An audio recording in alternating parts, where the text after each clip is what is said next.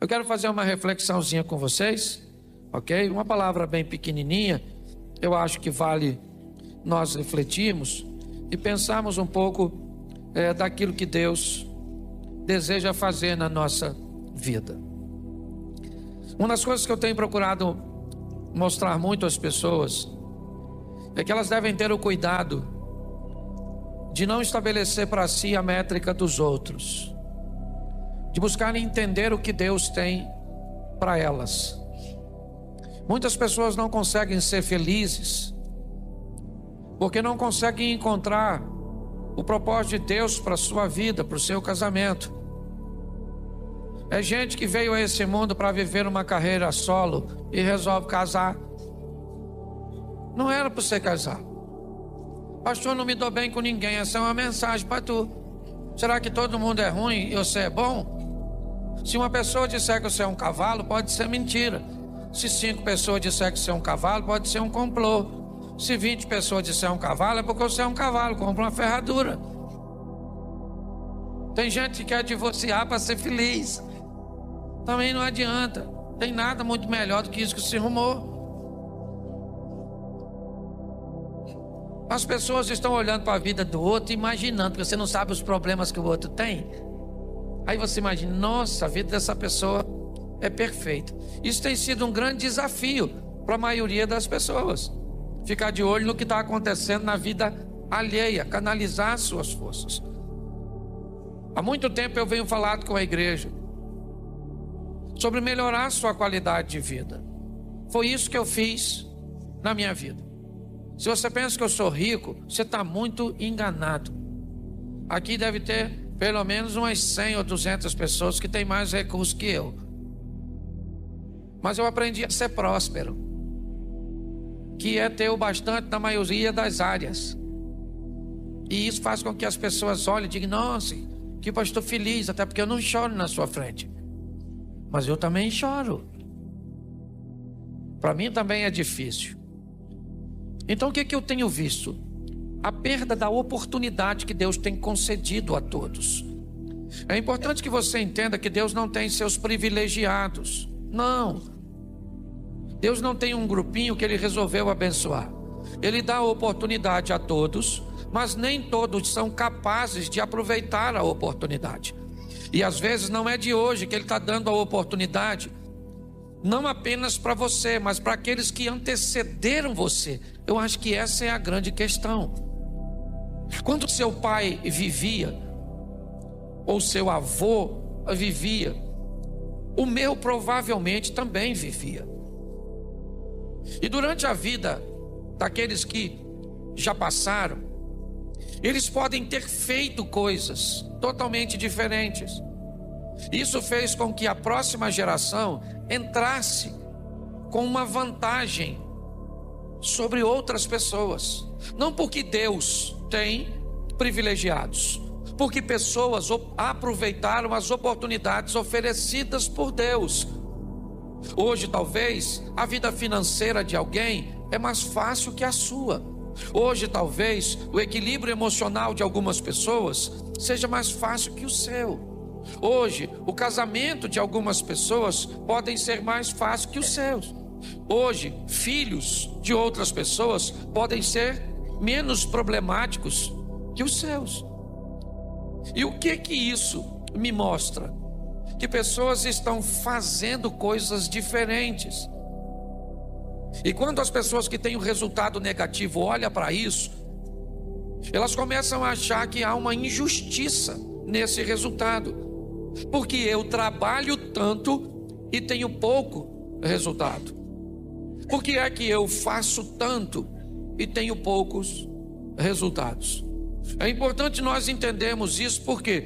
Porque hoje é muito comum nós estarmos atentos demais ao que está acontecendo na vida dos outros, principalmente nesse momento de rede social tão ativa. Às vezes o número dos outros te irrita. Você fica olhando e fala, poxa, o conteúdo dos outros. Às vezes tem gente que tem um conteúdo 200 vezes pior que o seu. O cara posta um troço, dá 1000 curtidas. Tu posta, dá 3 e uma é sua. Outra da sua mãe. Não dá raiva, só dá em mim. Então já faz tempo que eu parei de olhar a vida dos outros e me concentrei na minha, para fazer as coisas acontecerem na minha vida. Então, eu já falei isso aqui, eu quero falar e depois quero usar uma palavrinha que Deus colocou no meu coração. Coloca aí a primeira carta do apóstolo Paulo à igreja de Coríntios, capítulo 10, versículo 1. Você já vai lembrar desse texto, o que eu tenho usado bastante aqui, tenho aprendido que a repetição é didática. Ora, irmãos, eu não quero que ignoreis que os nossos pais estiveram todos debaixo da nuvem. Todos passaram pelo mar. E todos foram batizados em Moisés, na nuvem e no mar. E todos comeram de um mesmo manjar espiritual. E beberam todos de uma mesma bebida espiritual, porque bebiam da pedra espiritual que os seguia. E a pedra era Cristo. Mas Deus não se agradou da maior parte deles, pelo que foram prostrados no deserto. Feche seus olhos. Pai, que toda distração, que todo embaraço seja repreendido e que as mentes sejam abertas para ouvir e muito mais do que ouvir. Colocar em uso, ó Pai, as ferramentas e aquilo que aprendem de Ti. Continua conosco em nome de Jesus. Amém. Glória a Deus. Amém. Aqui o apóstolo Paulo está fazendo uma descrição sobre um ambiente que aconteceu com o povo ao sair do Egito. O povo tem 400 anos vivendo sob um regime opressor dominante, um ambiente de escravidão altamente prejudicial para a mente. Depois de 2, 3 gerações talvez, ou talvez até um pouco mais, filhos, netos e bisnetos, ou pais, filhos, netos e bisnetos, vamos lá, 4 gerações. Nós poderíamos entender que uma mentalidade foi desenvolvida nesse pessoal, uma mentalidade de escassez, de limitação, um povo que cresceu vendo tudo isso. Eles não conheciam a liberdade. De repente Deus envia um libertador para ir até o cativeiro e libertar este povo com mão forte. Mas eles não gerenciavam nada. Tudo que eles tinham eram porções oferecidas pelos seus senhores. Eles não precisavam de muita coisa. O que eles precisavam é de alimento, água e abrigo, e para isso trabalhavam. Quando de repente vem uma proposta, vocês vão sair do cativeiro para uma terra de libertação, beleza, é muito legal, mas quem é que vai administrar agora a minha vida? Foi muito legal quando eu migrei de um ambiente, de um funcionário, um operário, um colaborador de uma empresa, e fui mandado embora. Parecia que era algo extremamente agradável, mas era a empresa que pagava a maior parte do meu plano de saúde. O salário estava lá na minha conta todo final de mês. E a partir daquele momento que a liberdade chegou para mim, ela trouxe para mim responsabilidade, obrigações que outrora eu não tinha. E eu confesso que foi muito assustador para mim lidar com a liberdade, com o meu poder de escolha, com aquelas doses que chegavam para mim já com todos os descontos e, com tudo aquilo que a empresa me oferecia. Agora eu não tenho mais. Como é que vai ser tudo isso?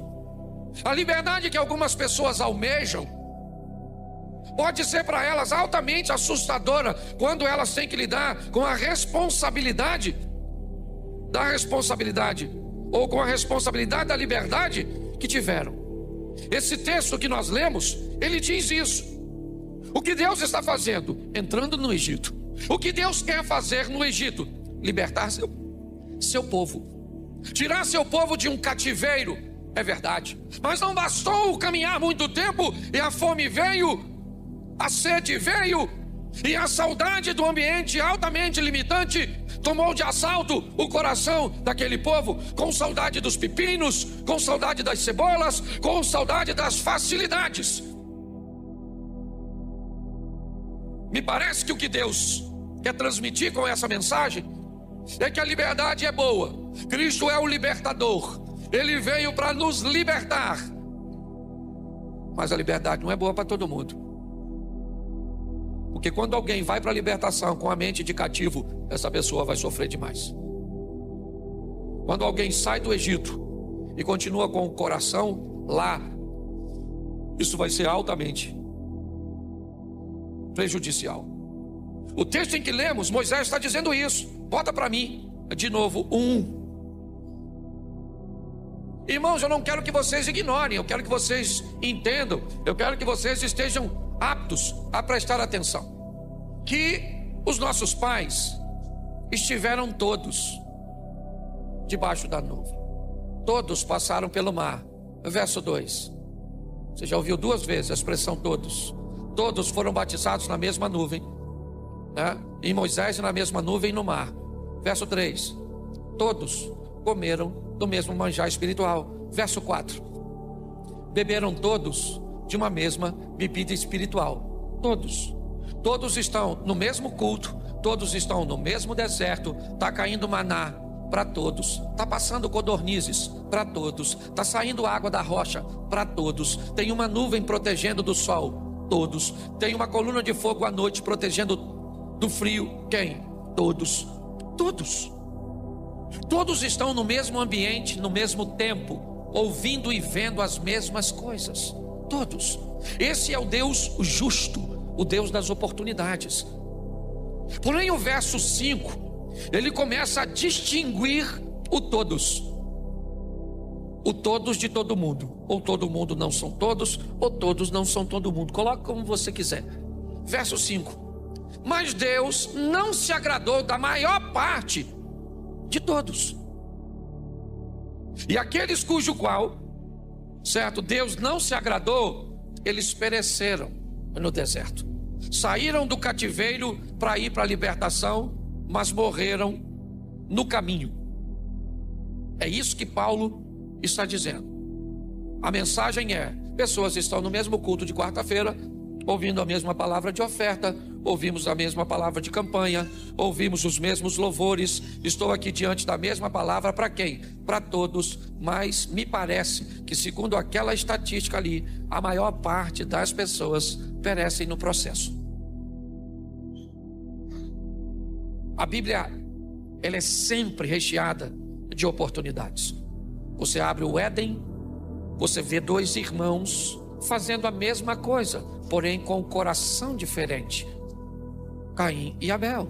A oportunidade de ofertar é para os 2, mas um é aceito e outro é reprovado. Uma família sai de Belém para peregrinar em Moabe. Uma janela de oportunidade é aberta para 2 mulheres. Uma se chama Ruth, outra se chama Orfa. O que Deus está dizendo para as 2 mulheres? Eu tenho uma mesma oportunidade para vocês. Quando a sogra de vocês saírem de Moabe para ir para Belém, vão com ela. E lá em Belém eu vou abrir uma janela para vocês serem prósperas. Quantas mulheres foram? Quantas? Uma. E a outra? Ficou. Mas a oportunidade era para as 2. 2 mulheres engravidam, são prostitutas, mães de meninos, solitárias. Um parto de apenas 3 dias de diferença. O que representa a criança na Bíblia, em algumas aplicações, futuro. O filho é a representação do futuro. 2 mulheres receberam a oportunidade de cuidar de seu futuro. Uma delas se deitou sobre seu futuro e o matou. A outra fez com que seu futuro vivesse. Onde é que está a injustiça nisso? Na morte do bebê? É isso que você quer ver? Você vai olhar um pouco mais à frente e o que você vai ver?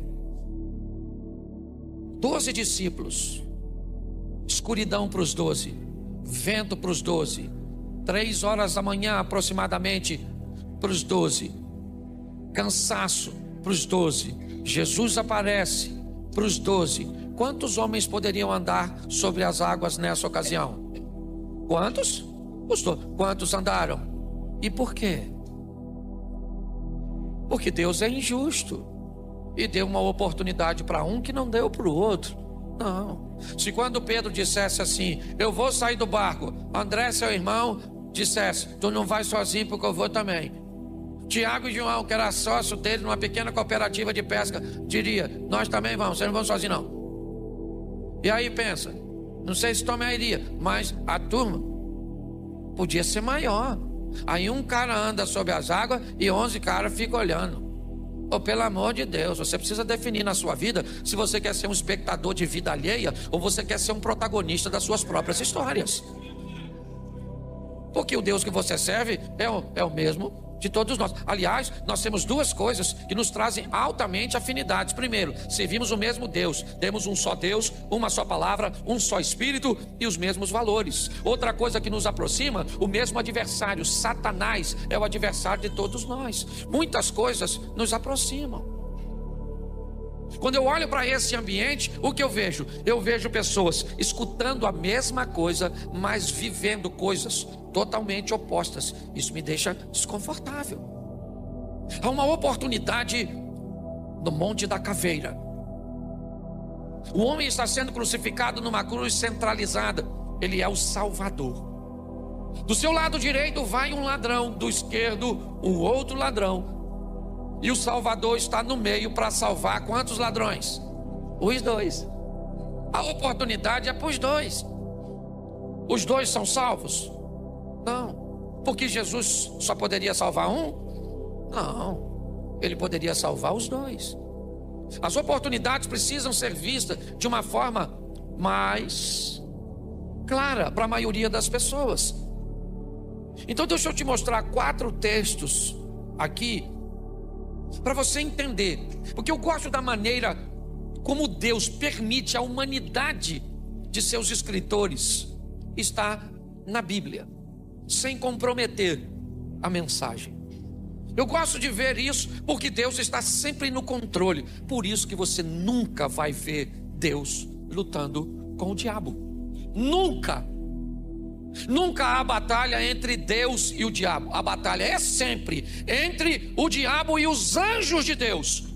O que não há poder para o diabo para enfrentar o nosso Deus. Quando o diabo tiver a suposta batalha com Deus, a batalha é final, porque aí acabou. Então é importante você entender quem você serve. Você não serve um Deus que enfrenta oposições. Não. Ele tem anjos, ok?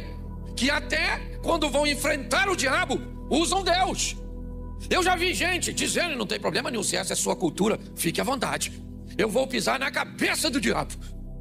Mas quando um anjo enfrentou o diabo, ele disse assim: o Senhor te repreenda. Olha, ele não falou nada. Ele falou: o diabo falou com você, para a gente acabar com isso o mais rápido possível. Senhor, o diabo.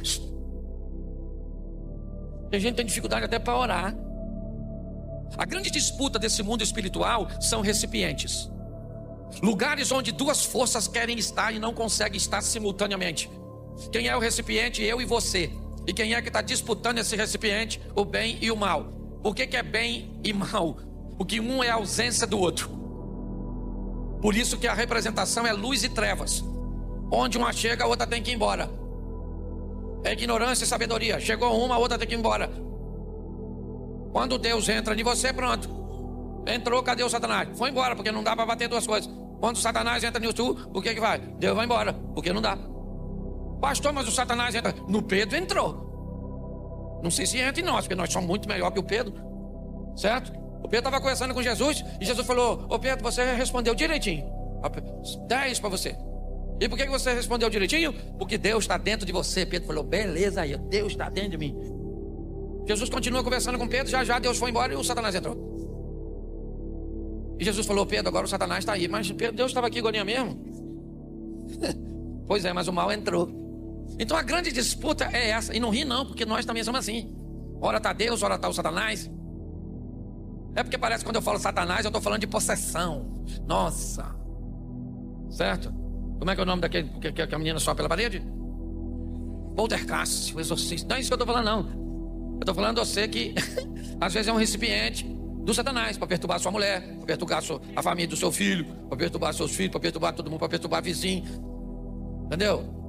Porque é só um canal. Parece que entra um tubo do inferno e entra em nós. É isso aqui, você está entubado. E agora você faz a vontade do mal. Quem nunca foi usado pelo mal, nem levanta a mão que já vai ser. Se levantar com tanta mentira sua nessa vida.